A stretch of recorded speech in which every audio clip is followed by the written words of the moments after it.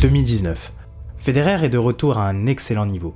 Le Suisse vient de se qualifier pour une énième demi-finale à Wimbledon, après avoir sorti le japonais Kei Nishikori. Pourtant, malgré cela, Federer le sait, il n'est pas éternel. Sa fin de carrière, elle, approche à grands pas. Federer entend le bruit de ce public entièrement acquis à sa cause. Il a tout gagné, oui, mais il lui reste encore un objectif. Remporter une dernière fois Wimbledon. Wimbledon, ce tournoi si spécial qu'il a déjà remporté 8 fois, un record. Plus que 2 matchs, 2 adversaires qui tenteront tout pour détruire les aspirations du Suisse.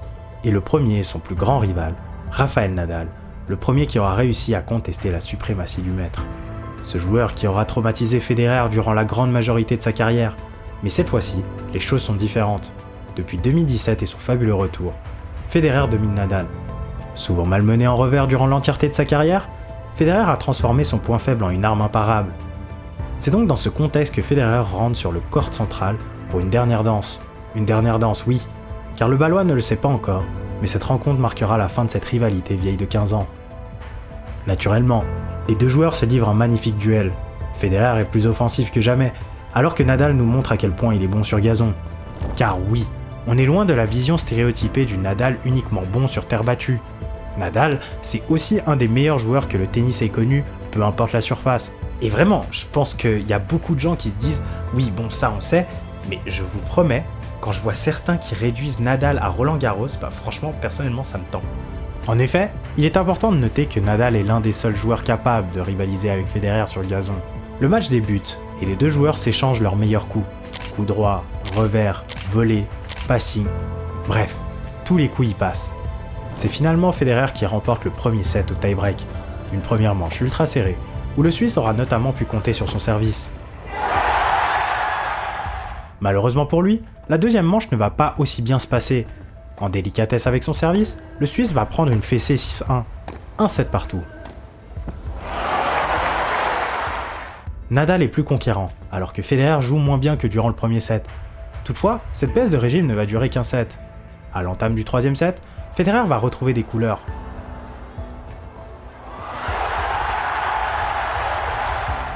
Federer veut ce titre plus que quiconque.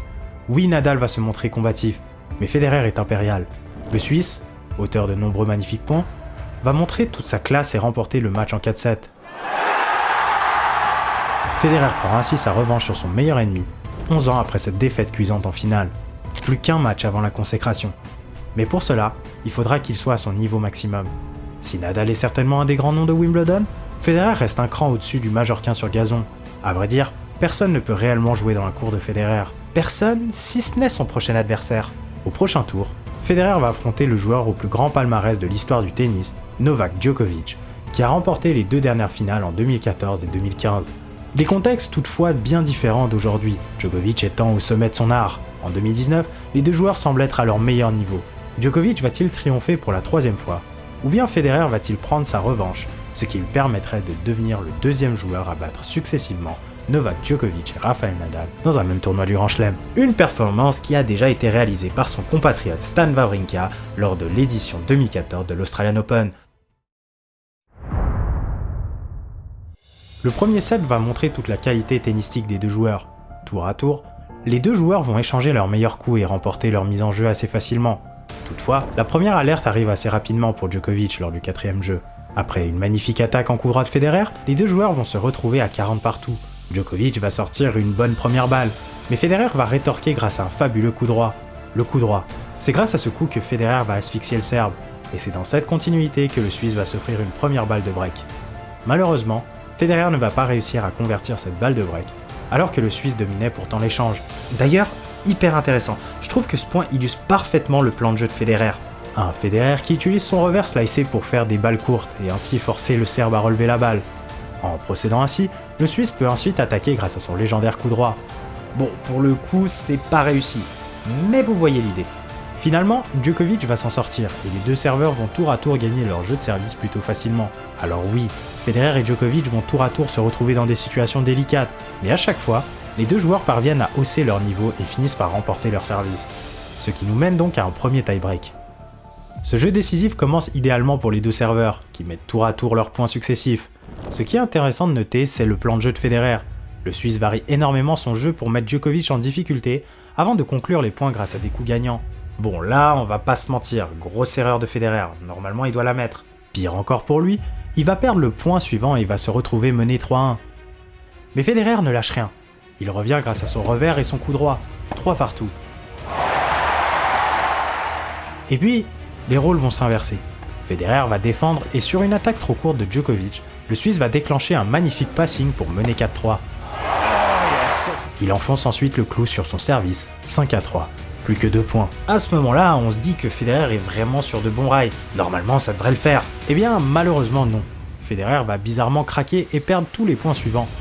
Jeu et premier set Djokovic, un premier set particulier, étant donné que bien que les deux joueurs étaient relativement proches en termes de niveau, Federer semblait contrôler le match.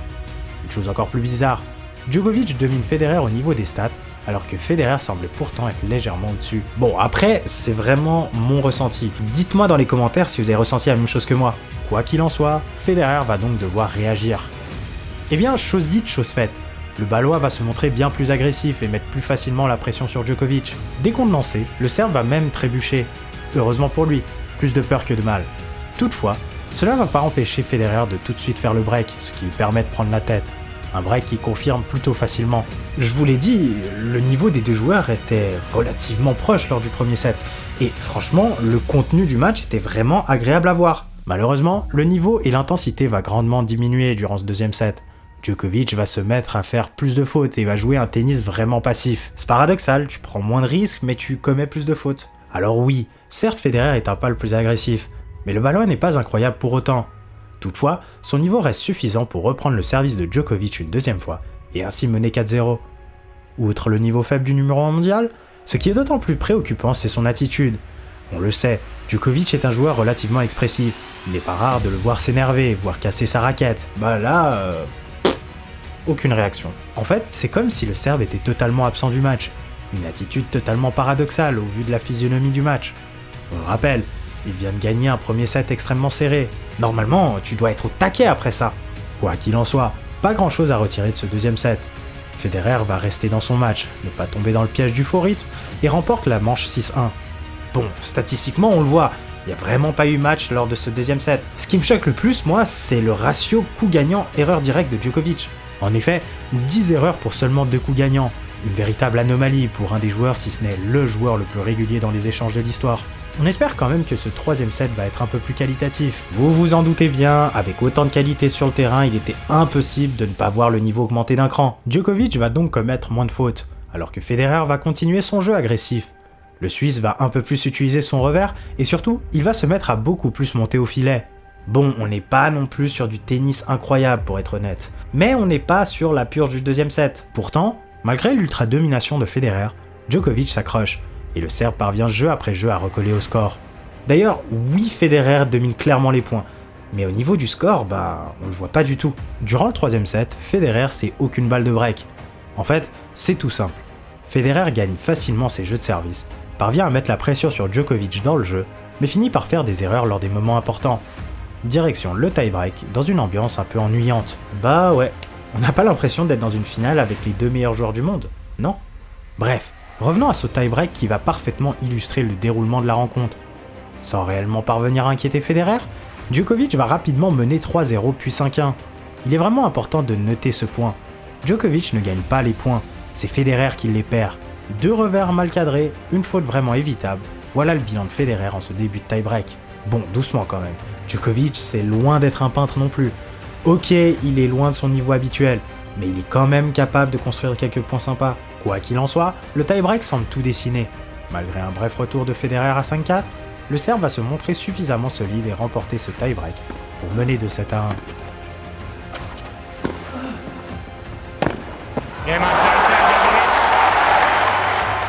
Cruel pour le Suisse, surtout lorsqu'on se penche sur les statistiques du set.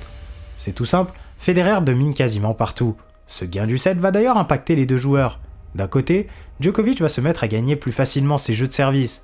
De l'autre côté, on va voir un Federer un peu plus hésitant dans ses attaques. Résultat, le Suisse se fait plus facilement contrer par le Serbe.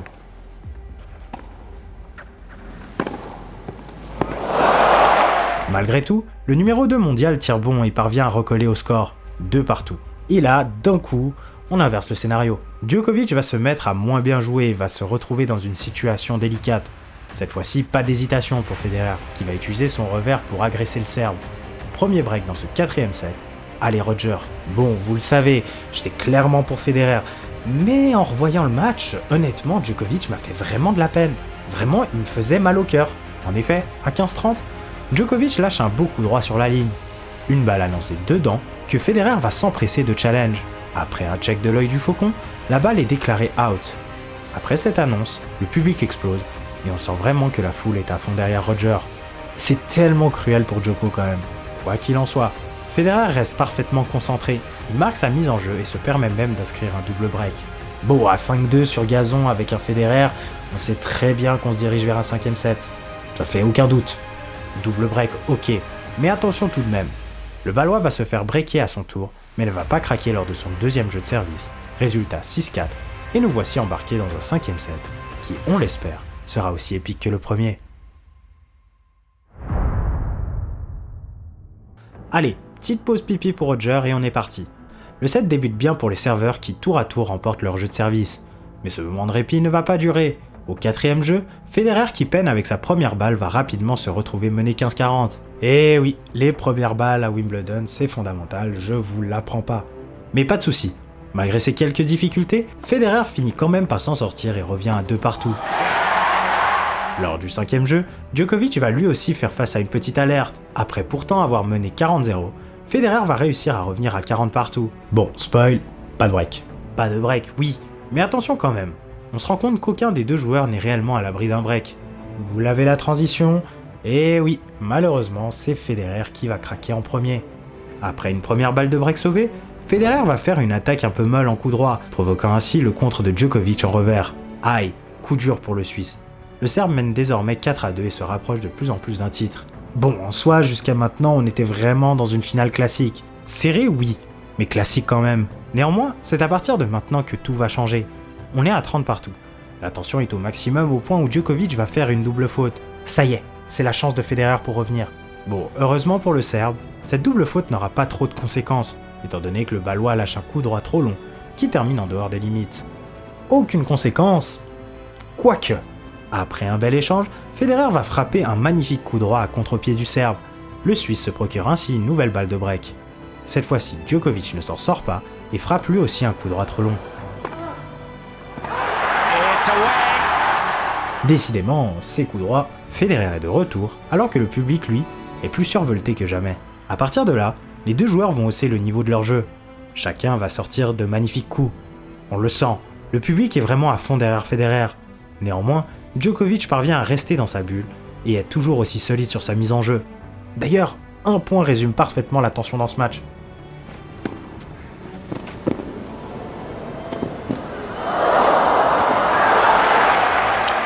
Si certains trouveront l'attitude de Djokovic un peu limite, ce qui renforcerait son côté anti-héros, d'autres expliqueront simplement que c'est de l'intimidation et que cela fait partie de la mentalité d'un gagnant. À vous de choisir. Moi personnellement, je trouve pas ça choquant, mais je sais qu'il y a des gens qui trouvent ça pas très sportif. On en vient alors à 7 partout. Djokovic mène alors tranquillement 30-0 et on semble se diriger vers un nouveau jeu remporté par le serveur. Toutefois, Federer va renverser le cours du jeu. Il va remporter les 3 points suivants et se procurer une balle de break. Le stade le comprend et hausse le ton. Allez Roger, c'est le moment. Le Serbe sert, attaque, mais Federer dégaine un sublime passing en coup droit. Le coup est imparable et la foule se met à hurler. On comprend une chose, Federer est en tête et va servir pour le gain du tournoi. Ça y est, le roi de Londres est en passe de montrer qu'il n'a aucun égal dans son jardin. Attention toutefois de ne pas s'enflammer, car oui, le chemin est encore long. Federer doit encore gagner sa mise en jeu face à un Djokovic qui n'a plus rien à perdre. Oui, et ça Federer va rapidement le comprendre. Premier point du jeu, faute de Federer, 0-15. Aïe, ça commence pas bien. Certes, le jeu ne commence pas bien, néanmoins Federer peut compter sur le public et chaque point est célébré comme jamais. 15 partout, 30-15, 40-15. Ça y est, Federer touche le trophée du bout des doigts. Il suffit d'un point, un seul et unique petit point, une seule première, un seul coup gagnant, une seule faute directe. Petite anecdote, je me souviens très bien de ce 40-15. En 2019, j'effectuais mon service militaire et du coup je me rendais en caserne. Et je me souviens que je regardais ce match dans le train sur un live. Et je me souviens même que ce live s'est exactement coupé à ce moment-là parce qu'on est passé dans un tunnel. Pourquoi je raconte ça ? Parce que vraiment, ce moment m'a marqué. Parce que pour moi, dans ma tête, avant de passer dans ce tunnel, il n'y avait aucun monde où Federer ne gagnait pas à ce moment-là. Et pourtant, lorsque je suis sorti du tunnel, on était sur un autre scénario. Oui, car Djokovic a montré une nouvelle fois pourquoi c'était un immense champion. Peut-être l'un des plus grands tous sports confondus. Après une erreur en coup droit de Federer, qui lui permet de revenir à 40-30, Djokovic trouve le moyen de sortir un passing parfait en coup droit. Après, il est vrai, une attaque plutôt fébrile du Suisse. Ok, le coup droit de Federer est pas assez long, on est d'accord. Mais le coup de Djokovic, vraiment, le bruit est traumatisant, on le sent. C'était peut-être le tournant du match. Djokovic est plus libéré alors que Federer se met à douter. Résultat, break pour Djokovic, qui revient à 8 partout. La clim est brutale dans le court central. Djokovic, même seul contre tous, n'est pas encore mort. Bien au contraire, il est plus galvanisé que jamais. Mais qu'en est-il de Federer ? On dit souvent que la force des grands champions est de surmonter les difficultés. Si Djokovic est un immense champion, Federer l'est également. Le Suisse va totalement reset et continuer à très bien jouer. Les deux joueurs vont donc nous offrir un magnifique combat avec de jolis coups d'une part et d'autre du terrain. Les jeux s'enchaînent jusqu'au 23e jeu. Après 100 minutes de jeu dans ce 5e set, le score est de 11 partout. Djokovic mène tranquillement 40-0 et tout porte à croire qu'il devrait facilement remporter sa mise en jeu. Mais contre toute attente, Federer va revenir à sa hauteur face à son fabuleux coup droit. Mieux encore, après un magnifique coup droit, Federer va se procurer une balle de break.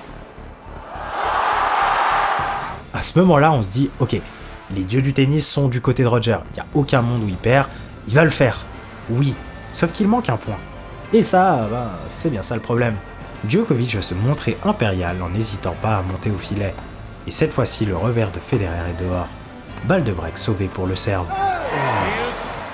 Mais Federer ne lâche rien et se procure une nouvelle balle de break. Là encore, Djokovic fait preuve d'un courage sans faille et parvient à sauver cette balle de break en montant au filet. Une volée et un smash un peu bancal, on va pas se mentir. En tant que supporter de Federer, Djokovic est tellement agaçant. Mais en même temps, on peut que s'incliner devant ce champion. Ce type est vraiment beaucoup trop fort. Oui, le surnom de Joker est parfait pour le Serbe, qui se met alors à chambrer le public. Djokovic est beaucoup trop solide et survit à ce moment délicat. 12-11. Federer va-t-il réussir à passer outre ses balles de break manquées ? Bon, spoil, pas de problème pour le Suisse non plus. Ça y est, après 113 minutes de jeu, les deux joueurs vont se départager dans un super tie-break. Super tie-break, ou plutôt l'art de gâcher la dramaturgie d'un match de tennis. Non, vous l'aurez compris, vraiment je suis pas fan de ces super tie-break. Djokovic va-t-il réussir à remporter cette finale malgré avoir subi toute la partie ? Ou bien, Federer va-t-il enfin gagner un tie-break de la rencontre ? Voilà les enjeux de ce tie-break.